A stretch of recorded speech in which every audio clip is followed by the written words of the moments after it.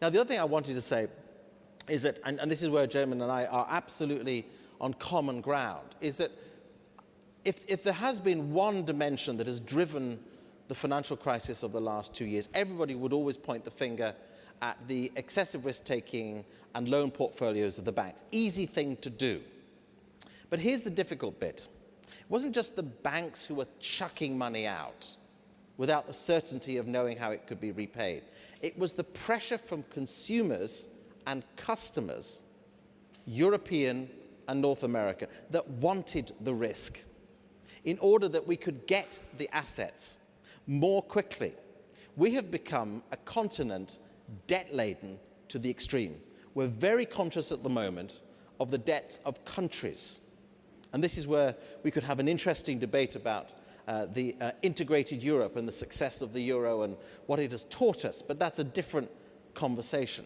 We are a very debt-laden continent. North America is a debt-laden country, two countries, well, particularly the United States. Countries have become heavily debt-laden because we've all been gripped by this other problem, which we in the UK might call a disease called affluenza. We've got so incredibly rich and happy with our wealth that we have to borrow to get the next thing, and then the next one after that, irrespective of the capacity to repay. If you amalgamate government debt with bank debt, with individual debt, in most countries, certainly a good half of countries in Europe, we're way beyond the 150 to 200% unsustainable figures over GDP. Now that is another dimension of this conversation that takes us to the heart of where the values dimension goes. We can talk about ethics and values and morals, but where do they intrinsically start? I mean, we're having a conversation here about teaching children how to think about sustainability for the future. We also need to help our customers, our clients, the public, and of course children, understand how to make choices that are about sustainable economies for the long term. Now, this is very unfashionable, and it's unfashionable because in Europe we've become so secular that we like the idea that nobody tells us what to think any longer. That was the duty of the church. But now we've all become so successfully secular that we like to have institutions without clarified morals and values and principles.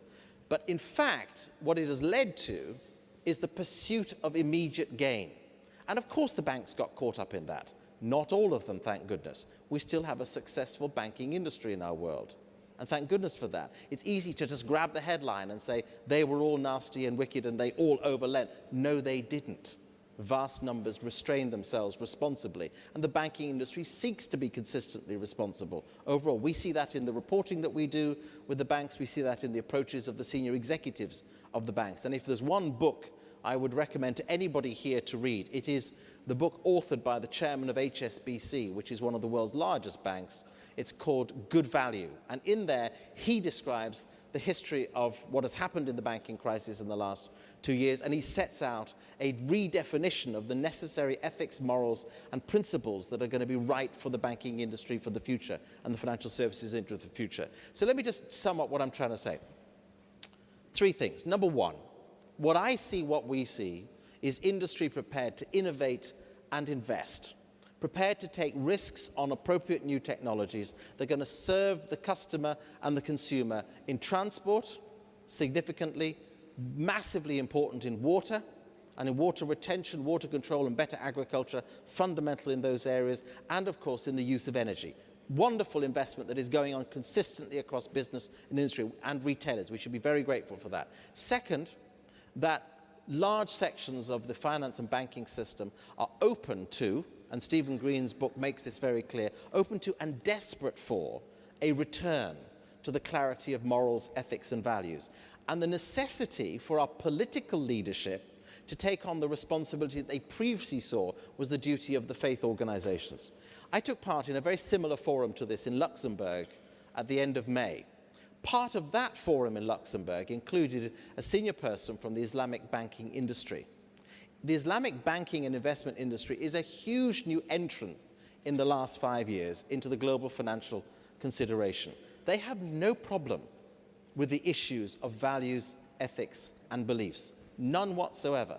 Very happy with it, very happy to lend, very happy to invest, very happy to be profitable, but very happy to drive a different ethical approach that is necessary for all of us. And the third thing I wanted to say is that it then takes us to where is the ultimate responsibility. If we're going to re-engage with values and ethics, if we see the innovation of companies, where's the ultimate responsibility? We've reached a point in a new millennium, in 2010, and we've already touched on this, where we still have 1.4 billion people in our planet with no electricity, 2 billion people going hungry at night, 600 Boeing 747s, jumbo jets worth of people dying, crashing every single day, every 30 seconds, women dying because in childbirth because they don't have critical maternal care. This is an unacceptable set of practices, and we have a European Union that subsidizes every cow in Europe at twice the level of people in the poorest parts of the continent of Africa and Asia live. These imbalances have to be corrected by a new ethical leadership,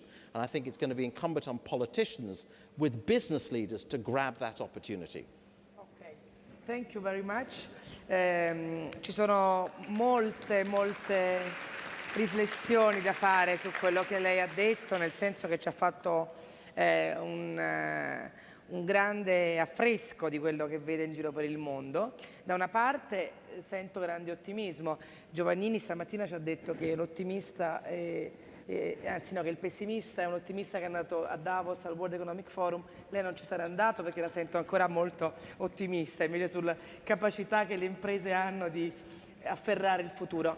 Sul fronte della finanza e della disponibilità della finanza a rivedere alcuni valori di fondo, secondo me poi ci torniamo, voglio dare anche spazio alla platea, perché io credo che certamente c'è stata una domanda di consumare sempre maggiore da parte dei consumatori, dei cittadini, ma certamente c'è stata una corsa al profitto molto stressata da una serie di meccanismi nel mondo della finanza, e questo non ha fatto bene. Comunque ci torniamo su perché è un tema talmente centrale che credo che anche nel pomeriggio ci torneremo su.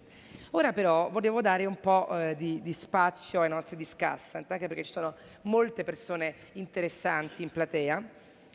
Mi ha molto colpito che James Lerner ha detto parlo molto con gli artisti perché hanno la pelle più sottile e sentono prima degli altri i cambiamenti della società.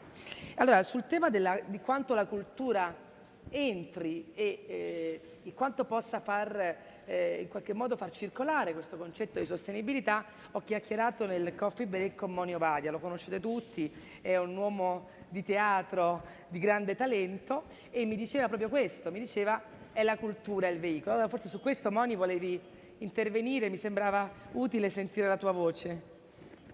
Molto brevemente, io prima di fare il teatrante mi sono laureato in politica economica, dunque 2 o 3 rudimenti sugli argomenti in discussione li ho.